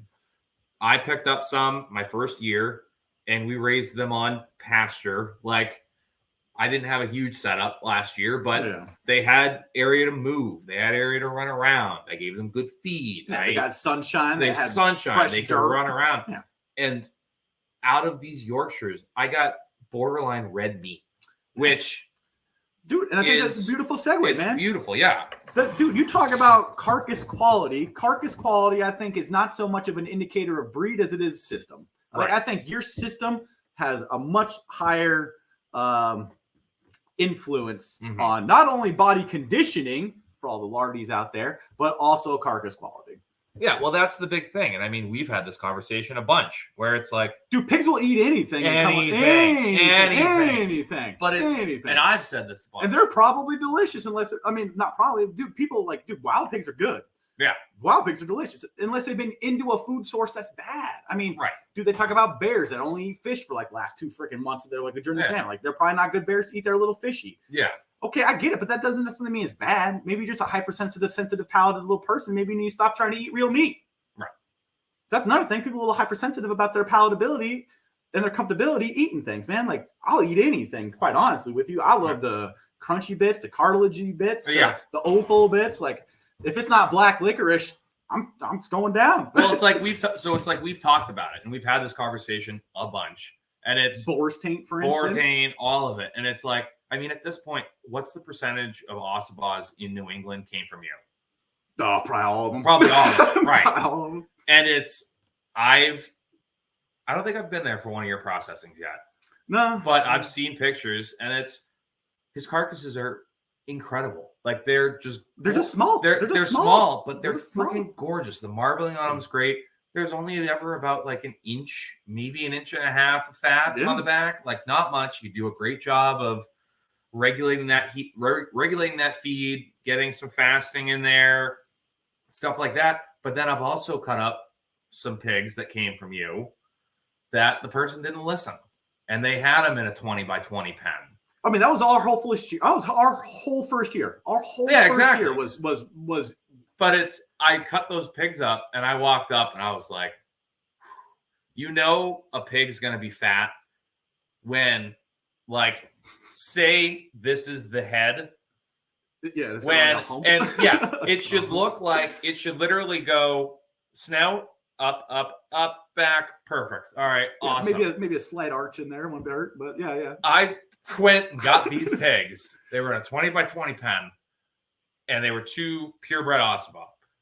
It went head, back, and these things had, I think, I sent you a picture, and I think it was 15 5-pound bags of back fat between 2 pigs, and it is what it is. The guy was appreciative. Like he's like, all right, and I talked to him about it a little bit. I was like, I am also raising Ossabas, and this is kind of how you want to do it. Like to not have, and I was like, oh, so you're going to make lard, right? He goes, I don't know how. And I'm like, well, you better learn. You have 80 pounds of back fat. Man. Yeah, dude. I think that's where that moniker of like, oh, the lard pig, that's what the lard pig is. Like it's propensity and this potential too. It has a much higher potential too. Right. Like it has maybe a lower threshold to get there as well. So like it's easily triggered, obviously. But again, that doesn't need to be a fact. Right. It doesn't need to be a fact. In fact, the first year of feeders we had, I went and bought out those really fancy self-feeders that you see down the pack. Yeah. You know how often those self-feeders get filled anymore? Fucking never. Yeah. Love to sell them. If anybody's interested in self-feeders. No, they're not cheap. They're not cheap. No, they're not. I mean, hell, I barely use bowls anymore. Yeah, I know. I do not like dumping food on ground. I do not like that. I hate that. Depends on the day. Well, you also have pellets, though, which isn't nearly as bad. Yes, you have your own specific formula that you get ground. Yeah. So mine's more of a little bit more, it's not as powdery as it was. We've got to do a more coarse grind. But I mean, the particle size is too small. It's too small. It just lose half of it. Yeah. So, and I just think it just prevents food waste, and it kind of keeps the anxiety down a little bit better. And I also think it's easier on the ground. It doesn't erode the ground quite so bad. Well, especially now that like because they want to push it down and they want to eat it back up again. Well, it's like with the Herefords in the back pasture now. That video will be coming out probably after this. So we moved our Herefords out into the back 3-acre pasture. There are sections where I want them to go through. Oh yeah, like that fence line that's in there. So I'll pour half in a bowl. Yeah, that's and fair. Then I'll take I'll take the other half and go, all right, what do I want them to really root up? Here we go. There it is. And that is like, it's like a targeting system on a missile. It's like, I want you to be right here tearing everything out of the ground. Right. And that's the benefit of that. Yeah, we do a lot with stumps. My stump removal program. Yeah. Oh, yeah. But like you said, man, I mean, the carcass quality on them is still just as good as any other pig out there. They're just smaller and they take a little bit longer to get there. Like that's the only thing. But again, I think that there's something to be said about having a more manageable pig size to deal with. Because Well, we were out there trying to collect your baby piglets. Although your mama was a sensitive girl and she was very nice to us, I could only imagine how if she was just a little meaner. If she had a little meaner streak in her, dude, nobody would want to get into that pen with her. Like, I wouldn't want to get into that pen honestly, it's the main reason I didn't film us getting in there and hauling pigs. I should have. Well, it's not very cute. You know? No, it's not cute, and it doesn't look fantastic. But it's, again, we're cutting their nuts off, so it's not like we were. I mean, it's real though, folks. It's a real process. It's super real. But if you want to have a great time, come help your local farmer castrate some piglets sometime. It's a good workout for sure. Well, you're gonna have fun. But no, and it's, again, anyone who's probably watching the podcast. If you're listening, go over and check out the YouTube channel. You've seen Tally. She's a big sweetheart. I literally rode her today. Like, I just sat on her and she just walks away. But if you're a mom or you're a parent, imagine somebody just coming up and snatching your kid and carrying them away. Yeah. Like, screaming bloody murder. Screaming bloody murder. She did not come at us aggressively. She definitely came at us a couple times. Curiously and upset. Yeah. And then we were able to position, because again, I have the infrastructure. You got good infrastructure. I have the infrastructure to be able to move her around. We were able to get her in the back paddock and close it off so the piglets couldn't get in. One or two got in that we had to get one out. But you know that once you separate them, you just created a bottleneck somewhere. Exactly. Because they're gonna try to get in. Yeah, and that's what happened. So they all in the military, we call those fatal funnels, and it was fatal, wasn't it? Yeah. We closed the gate. Start snatching up piglets. We closed the gate, and there's, if any of you have seen my TikTok, you know the piglets can just push right through that little gate into that back paddock. So we got her closed in. We backed off a little bit. We saw them all go to the gate. I put a food trough I have there to kind of block it off. They started climbing on top, and we grabbed, I think you grabbed two. Yep. I tried to grab two. I got one. Squirming. And they were just squirming. Looked like Michael J. Fox walking back to the driveway. But no, it's one of those things where it's a lot of work. It's a lot of mess. It's a lot of stress. I don't care how much you dwindle it down, or not dwindle it down, like get it to the point where you're not doing crazy chores. You're not going out of your way every single day to just make it work. It's still so much work physically and emotionally. Oh, yeah. I was trying to explain it to someone the other day that it's people will not understand this lifestyle. Like, there will just people that don't understand it. They don't understand when you look at them and go, I have to now take this piglet. I shot myself in the foot, putting in a breed that takes a little bit longer to grow out. So now I'm going to be raising this thing for 10 months. And I don't get paid until that thing goes in the freezer. And from piglet to freezer, at any point, something could happen. It could get sick. It could escape. A tree could fall on it. It could get struck by fucking lightning. Yeah. And to have that level of stress put onto your financial freedom and all the hard work you put in, it's a lot. But at the same time, the emotional reward you get, and the physical reward you get for eating that food that you've raised. And dude, you're fit and trim. Lost weight. Haven't been to the gym in a while. Come on. You don't got to go to the gym when you just freaking got a farm, dude. But but it's just the emotional toll, but also reward you get from it. It's amazing. Like, yes, it sucks castrating pigs, but also you look at it and go, all right, well, I just took their eyes off ass and put it on grass. Yeah, so now these guys are going to go, oh, well, this food's pretty tasty. I don't need to worry about banging any of my siblings. Yeah, for sure. Dude, and you got to think, too, that, the hormones involved in there, too, right? Like the hormone. Dude, so much of grow out is also so directly related to your endocrine system. Oh, of course. Your freaking endocrine system.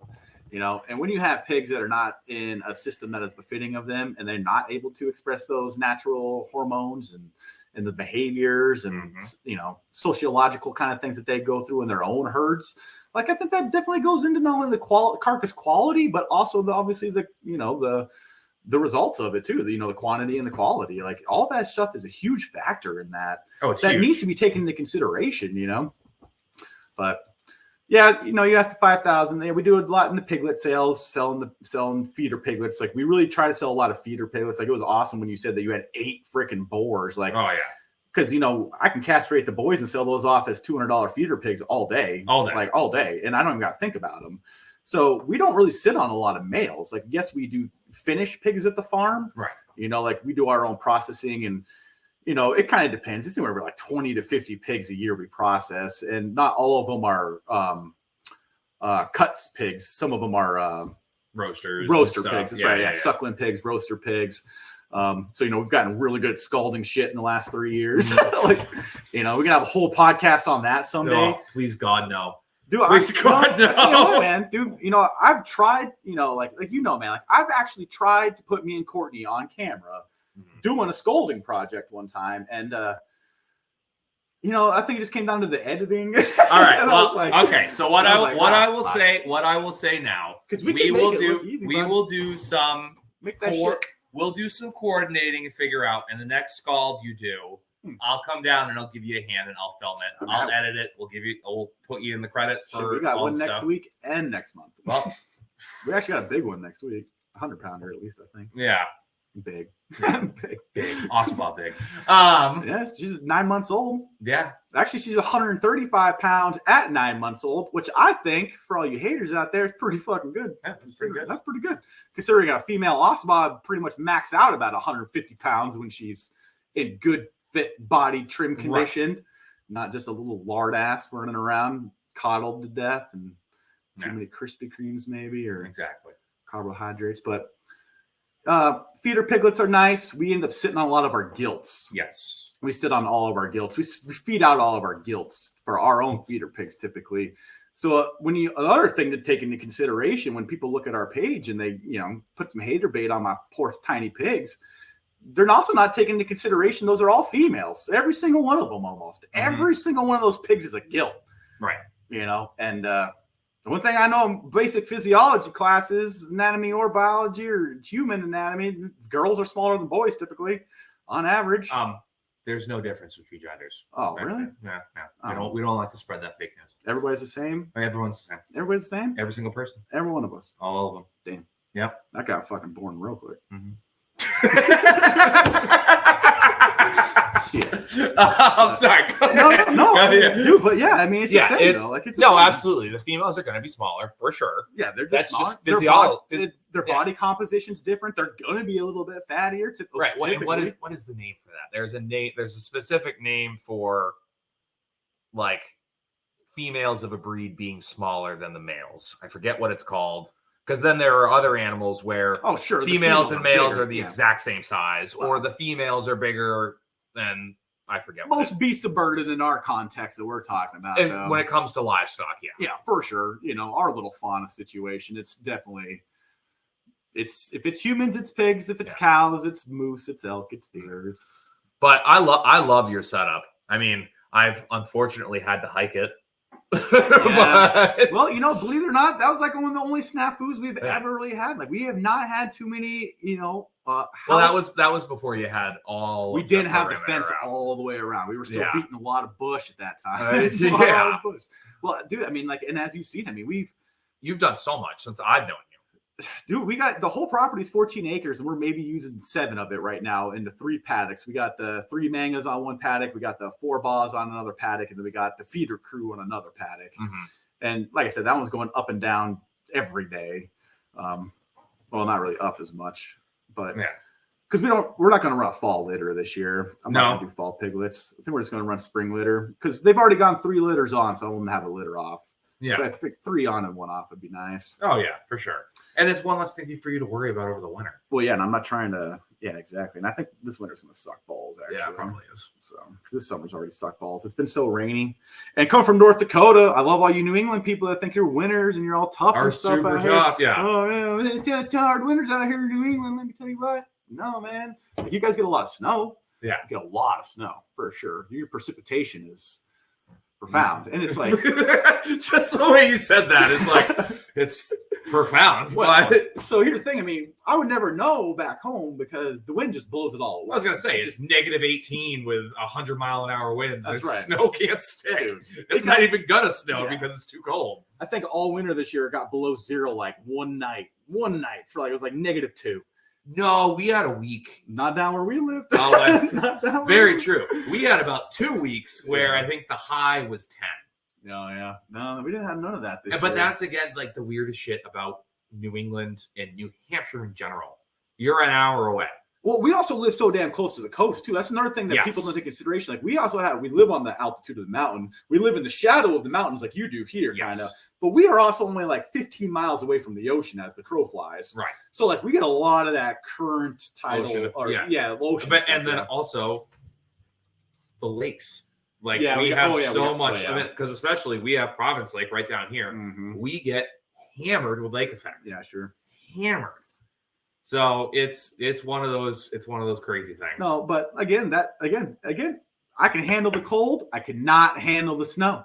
And it's just because I don't really consolidate the pigs as good as I should in the wintertime. Like I should collapse them down and make them tight in the wintertime so it makes my choring easier. Well, that's what we talked about today, that I'm revamping everything going into this winter. Yeah. Because we've got out of beef and I'm going to cannibalize a bunch of my cow pens. Well, see, I'd like to diversify and add a cow into my system. Like I'd like to get rid of my pig population and start to diversify into a cow because then I can start feeding that extra cow product back into my pigs and have even higher quality pig. That Ocelot pen you have, if they're on that for another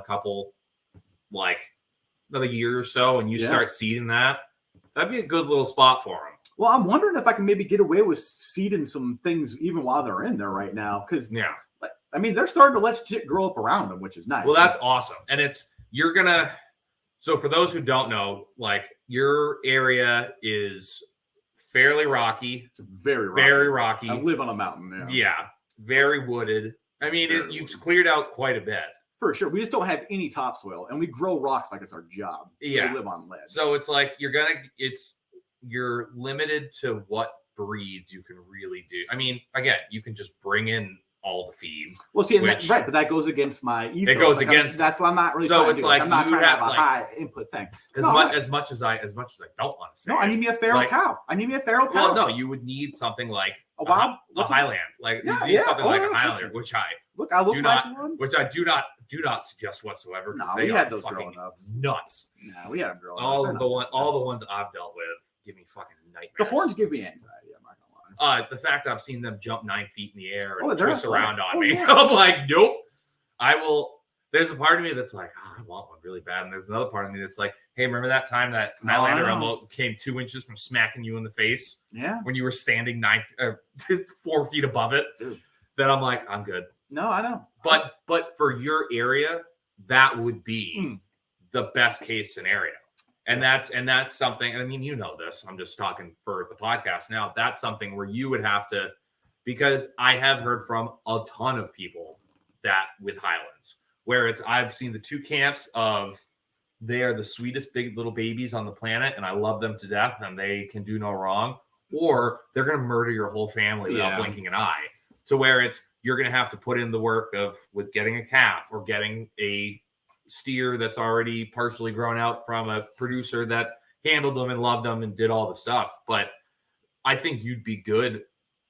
Like it would be good for your setup if you again seeded the areas a lot more. I think it would help with the land management too, because as you know, like they influence in you could probably stick them right in with your I think I could too. Because I've looked at it because like I said, we're getting out of beef right now because financially it doesn't make sense for us. I love them. They're great.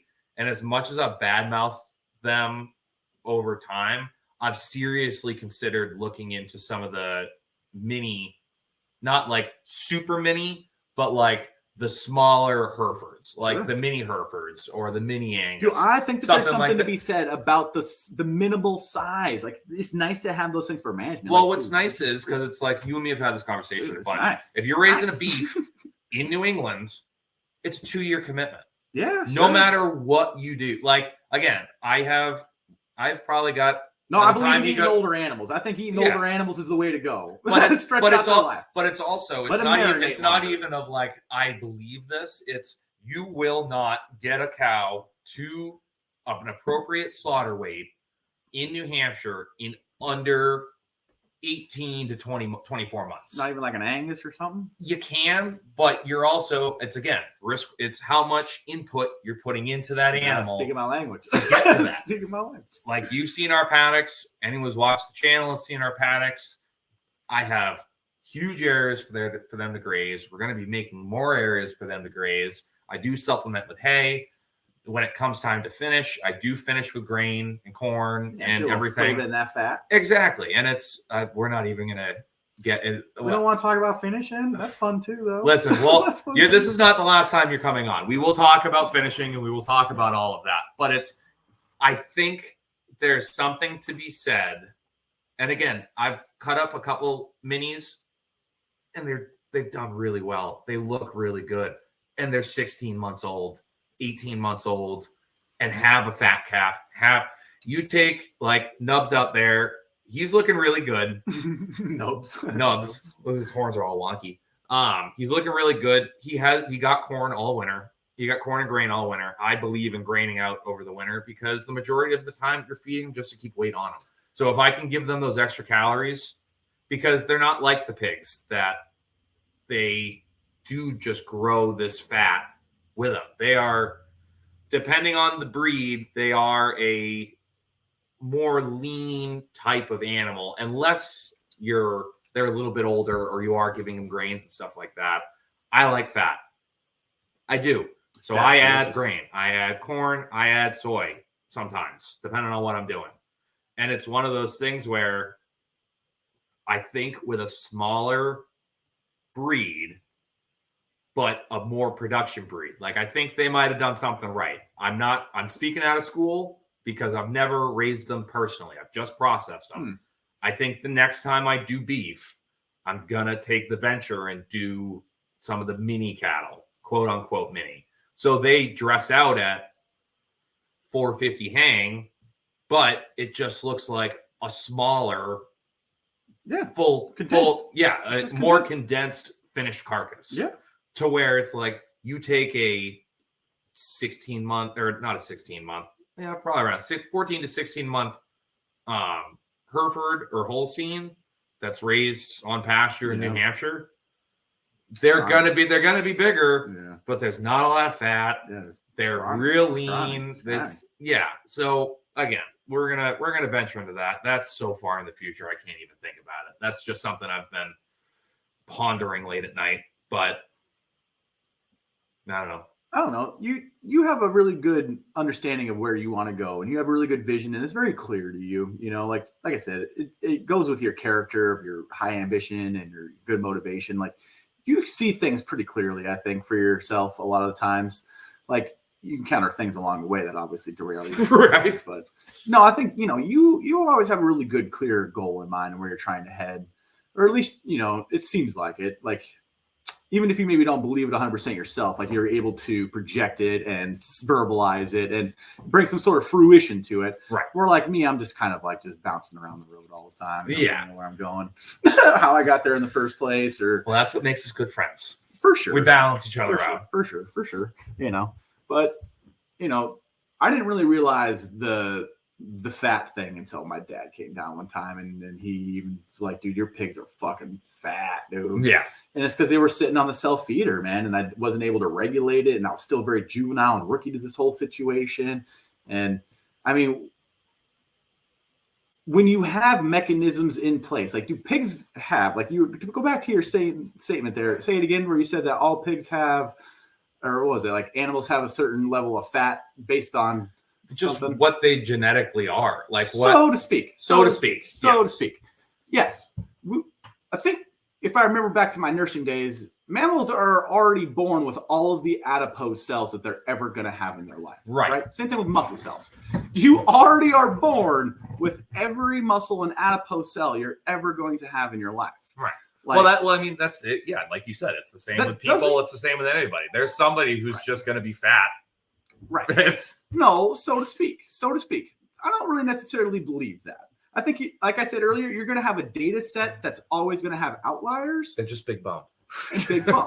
No, because I know. I'm just kidding. Go ahead. I understand. No, well, that's the thing, though. Is like so many people believe these little things, like, oh, I am big boned, or it's all in my genetics, or I can't help this. I have no willpower influence. I have a glandular issue. I have a glandular and endocrine problem. My thalamus is broken. Diabetic patients for sure have maybe a little bit of a. But excuse me, like I've seen very, very skinny, very, very healthy, very non-medicated diabetics who literally manage their diabetes literally with lifestyle choices. Right, with diet, and exercise and figuring it all out. I mean, everybody that knows me inside of my circles knows that, my skepticism towards most everything, but including the medical world, and that even slides into the agricultural world, that, dude, they're not always feeding you all the data in the truest of forms, right? Yeah.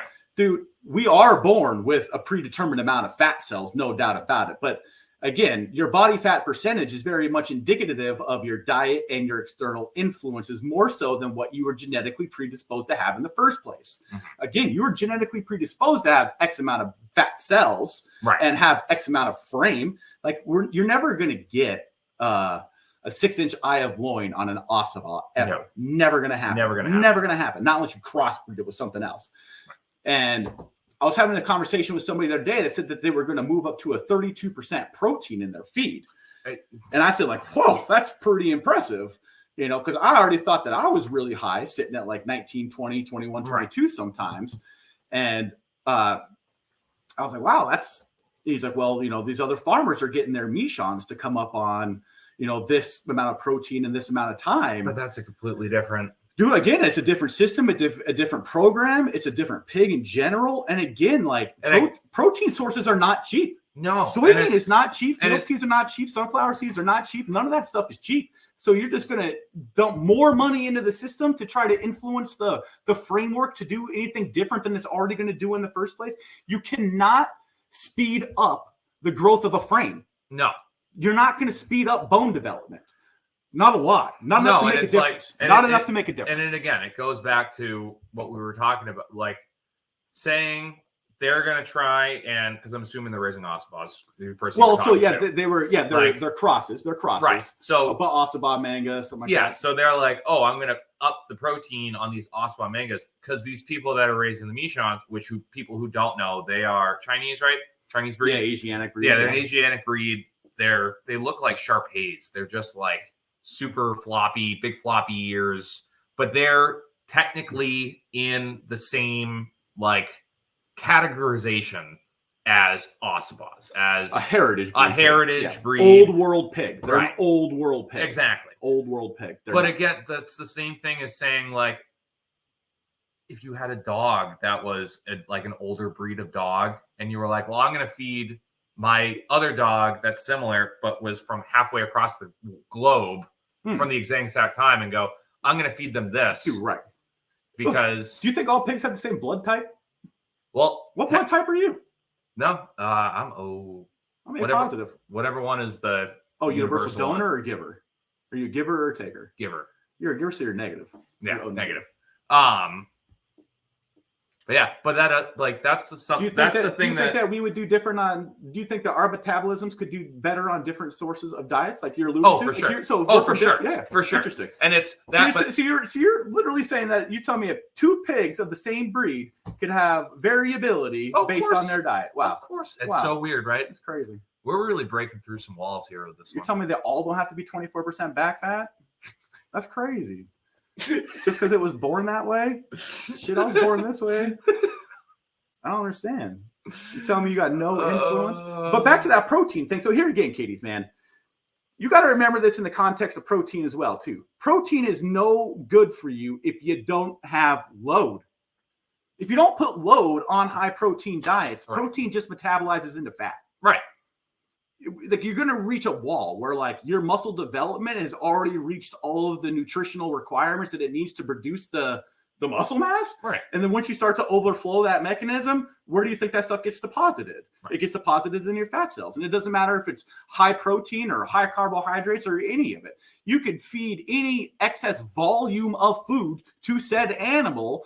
Doesn't matter if it's super high in protein or super high in glucose. Like you're going to overfeed them into obesity in one regard or another because you're already meeting their metabolic needs. Right. So once those metabolic needs are met, then it goes into a cascaded effect of overflow. Let's hang on to this shit for later because it's a survival mechanism. And when you talk about lard breed pigs, you're talking about heritage breed pigs, old genetics that are really good at keeping themselves alive in the wintertime is what it comes down to. Right. Because that's where that mechanism comes from. It's a feast and famine mechanism. Exactly. And when you want to talk about having a better conditioning on an animal, you could talk about a lot of other environmental factors that can also help you put a better conditioning on the animal. One of them is, like you alluded to, the fasting, because animals in nature do not fucking eat at a set time every day. They don't eat at 6 o'clock every single day. They fucking don't do that. So, like, why are you asking that in this model, right? Like, it's because we're using Lego pieces that no longer fit in this model anymore. Right. Dude. Nobody would go broke if we used a wild simulated model. No. Period. You just wouldn't go broke. No. And it would be better for our environment, to be better for our landscape, so we wouldn't have this toxic overflow, the over consolidation of animals in undersized areas. Right. You wouldn't need to have this huge burden on the feed the system alone. Dude, where does all this food even come from? Right. But it's also, we've gotten to a point where we've jumped the shark too far. We're already in the air. We're already over the shark.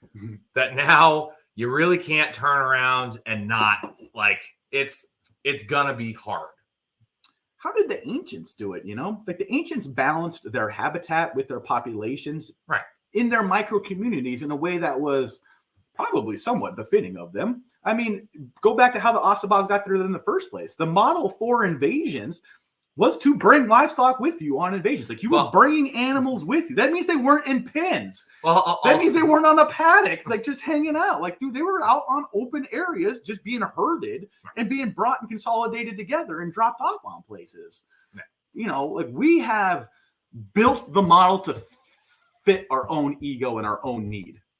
And I'm not saying we're the only country that's ever done this, but that doesn't make it any better for us or anybody else around us or moving forward in the future.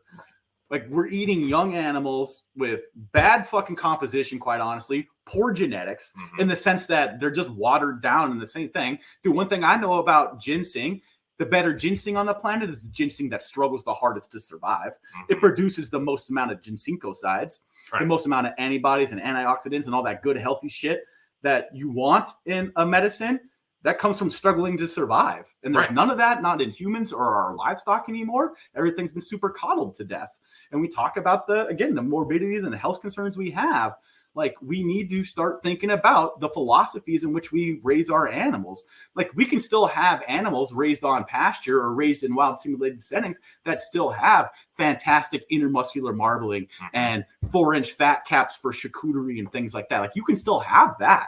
Right? You can still have that. Like, it's not like it's an erase the possibility. You just need to supplement and manage your land a little bit better. If you don't want to have 4 inches of fat cap, and like, quite honestly, intermuscular marbling doesn't really fascinate you because it's just a new way to hide fat in new places.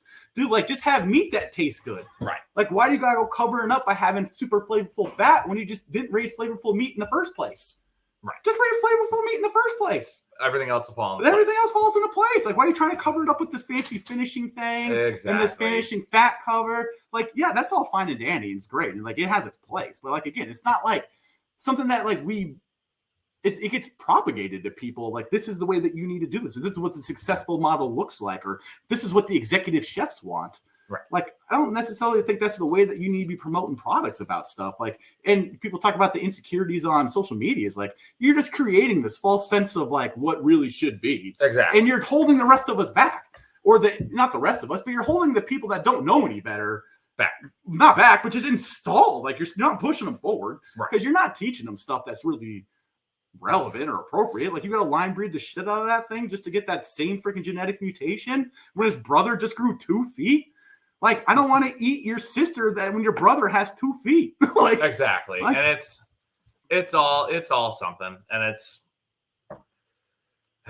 well, they're conversations worth discussing. And I think that you got a platform and you're doing a really good job in your arena doing it. Like, I think that we need to fucking hang out and do butchering some more animals together. Do some more videos on that. For sure. Teach some of these people how to cut up some critters. Oh. Well, speaking of, we're at an hour and 45 minutes. This is probably the longest show I've done on here, and I enjoyed every goddamn second of it. And you will be coming back for sure. Everyone look out for this guy. I'm going to get him on every podcast I can. We'll see what the comments say. No, stop. All right, put down in the comments. Tell him he needs to go on every single podcast. We're going to send him to Brian, send him to Josh, send him to everybody. Thank you. It's fun to talk. It's fun to it's fun to talk. I was talking to my wife about it the other day, and it's like she gets it, but she's still like, I don't know. Even if she does listen to this, I definitely know she's not going to make an hour 45 minutes in. But dude, all the Joe Rogan, do all the best long conversation forum chats. But like, I explain what I'm thinking when it comes to the pigs, what my plans are, because it's like we talked about it. When you're doing programs like this, you're planning years ahead. Yeah. You're not just planning for the now or for the next month. You're planning for 2 generations away.